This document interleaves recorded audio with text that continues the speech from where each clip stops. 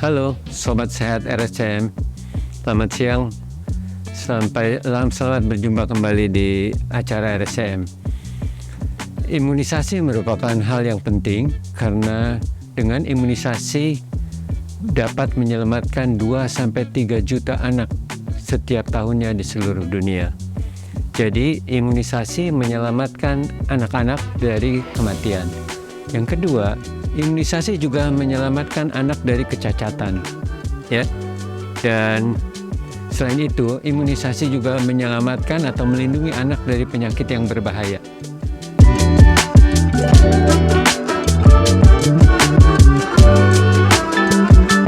Kementerian Kesehatan menganjurkan ada 6 jenis vaksin yang perlu didapatkan oleh anak. Dan tahun 2022 yang lalu menambahkan 3 jenis vaksin baru lagi, sehingga ada 9 jenis vaksin dan dapat melindungi terhadap 12 penyakit yang dapat dicegah oleh imunisasi.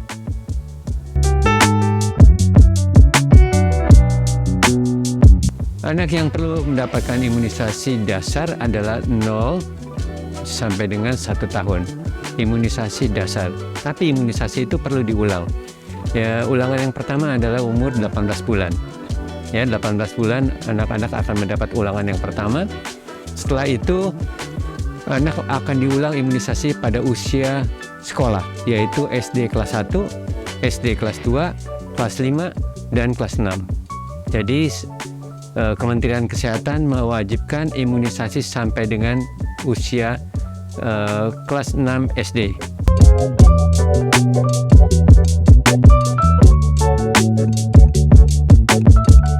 Bila anak tidak mendapatkan imunisasi, maka anak akan mudah terserang penyakit, ya, seperti misalnya campak, ya, yang sedang marak di Indonesia pada saat ini. Bila anak terkena serang campak, sistem kekebalan tubuhnya akan lumpuh, ya, selama beberapa bulan setelahnya. Oleh karena itu, anak dapat terserang berbagai macam penyakit. Selain itu, bila anak tidak diimunisasi, juga bisa terkena penyakit difteri yang berbahaya, kemudian TBC, ya, sehingga anak mudah sakit dan mudah menderita cacat. Anak yang mendapatkan imunisasi dari penelitian akan memperlihatkan pertumbuhan yang lebih baik. Ya, dari penelitian pada sekitar 2000 anak di Asia dan Afrika, itu didapatkan bahwa tinggi badan anak lebih tinggi yang mendapat imunisasi dibanding yang tidak. Jadi imunisasi akan melindungi anak, selain itu juga akan membantu pertumbuhan anak, terutama anak balita.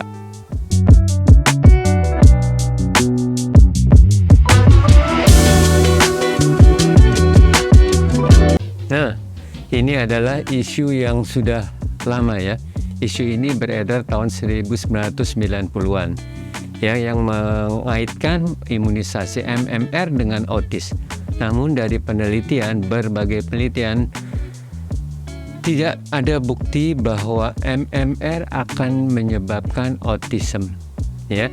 Misalnya saja bukti dari negara Denmark di Eropa, ya, ada lebih dari 1,5 juta anak dibandingkan yang mendapat vaksin MMR dengan yang tidak, ya. Dan itu ternyata bahwa yang mendapatkan vaksin MMR, risiko untuk terjadinya autis itu lebih kecil dibandingkan yang tidak mendapat. Jadi itu tidak terbukti bahwa MMR menyebabkan autism, ya. Penelitian lain di Jepang, di negara bagian di Yokohama, ya, itu tahun 90-an. Kita tahu antara tahun 1888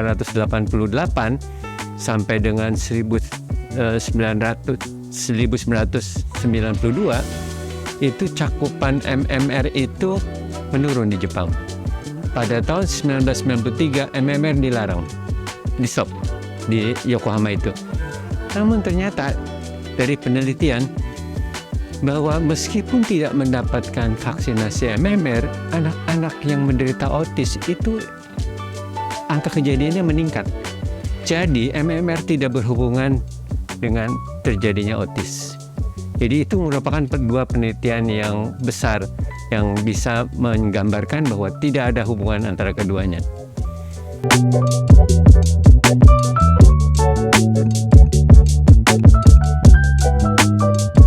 Pandemi COVID-19 telah menyebabkan cakupan imunisasi menurun di Indonesia maupun di seluruh dunia.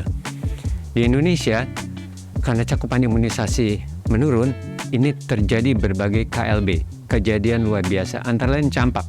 Ya, kejadian campak itu meningkat 32 kali pada tahun 2022 dibanding tahun sebelumnya. Kejadian rubella meningkat. Ya, demikian juga terjadi kejadian luar biasa difteri. Jadi mohon pada orang tua waspadai untuk kejadian penyakit ini, ya. Nah, untuk mencegah anak-anak supaya tidak tertular penyakit yang berbahaya ini, mohon Bapak Ibu sekalian untuk melengkapi imunisasi yang dianjurkan oleh Kementerian Kesehatan. Mohon dibuka buku KIA, buku Kesehatan Ibu dan Anak, dan dilihat kembali apakah anak Bapak Ibu sekalian telah mendapatkan imunisasi sesuai yang dianjurkan oleh Kementerian Kesehatan. Bila belum, silakan menghubungi puskesmas atau rumah sakit terdekat untuk melengkapi anak Bapak Ibu sekalian. Anak yang sehat adalah anak yang bertambah berat badannya setiap bulan dan dilengkapi imunisasinya. Mungkin itu. Terima kasih. Jangan lupa terus saksikan Ngobrol Bareng di channel YouTube RSCM.